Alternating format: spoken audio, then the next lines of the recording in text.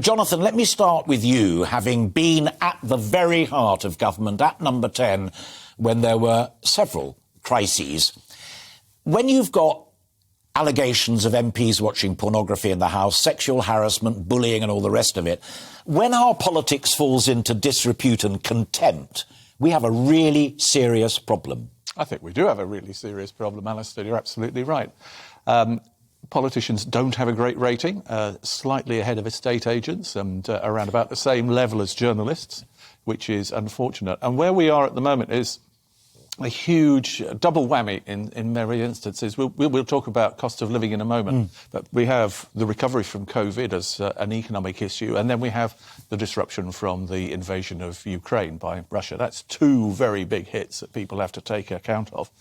And I think what many people watching the programme will really be concerned about is Parliament appears to be consumed with itself. It appears to be about me, the MP. And it really doesn't seem to have pulled together in a way you would expect in the face of the two dramatic challenges that the country faces.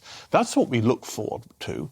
And when it comes to someone like Mr Parish, for example, I think he'll be gone by the end of the week. I think he should be gone already, just because the signal that's sent out from his behaviour is, first of all, outrageous. It's disrespect for the House of Commons. It's disrespect for women. That's the most important thing. And really and truly, he's got a problem. I think that it was interesting. Lord Bethell was talking about, actually, this could be a rather more prevalent issue than we imagine. Junior Minister. Yeah, and a former junior minister. He pointed out he had to upbraid somebody on the tube for watching pornography with, women and other people around him. And it's quite astonishing. Because as I said in the introduction, you're a political commentator in your own right, but you also work cheek by jowl with these people in the all-party committee, so you know MPs and what makes them tick. But in your experience, have you ever seen it this bad?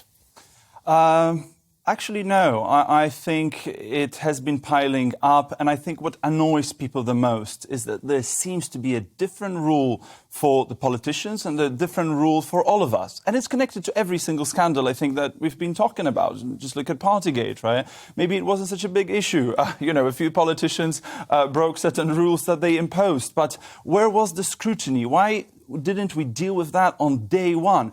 And as it has been said here already, why an MP like Neil Parish is not scrutinised straight away? The committee should take this case on day one. Of course, let him stay out his arguments, and he has a defence. We live in a democracy. But he said he clicked something by accident. That doesn't really happen. I mean, you need to search for something to find it. You don't open links by accident of that nature. So it is very dodgy, and we should have been dealing with it much quicker. And I think that's what annoys people, because people make mistakes. Sure. Sometimes people are accused of something that they haven't committed. And I'm sure some of the cases in Parliament, because I think there are over 50 MPs that are accused of all sorts of inappropriate behaviour. Some of them are clean and innocent, but we should be dealing with that much quicker.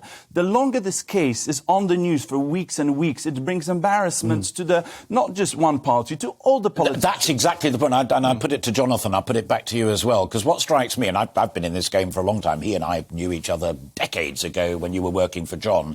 Right. And to me, as a Democrat, doesn't matter whether I'm left, right or in the middle, but as a Democrat, respect for politics and respect for Parliament are sacrosanct.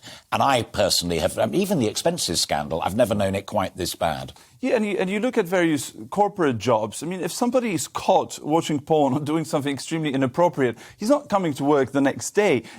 Straight away, this case is analysed, and he may be fired the next day. He's not coming in and saying hello to his female co-workers and others. It's just not the same for politicians, and I think that's why people are furious. Okay, I think you were right, if I may, Alistair, just to draw up expenses, because in terms of toxicity and the way in which the public are regarding politicians, and you and I know perfectly well, there are many, many incredibly dedicated politicians who are being tarred by this, and they should be queuing up outside the Whip's office saying this must be dealt with, because our institution, particularly when it's in the highlight of a Ukraine invasion by a totalitarian state, the imperative for us to show that we are better, that democracy works, that MPs can represent people. Surely the premium on that has just gone through the roof, like other expenses. But nonetheless, without any other hesitation, I would just say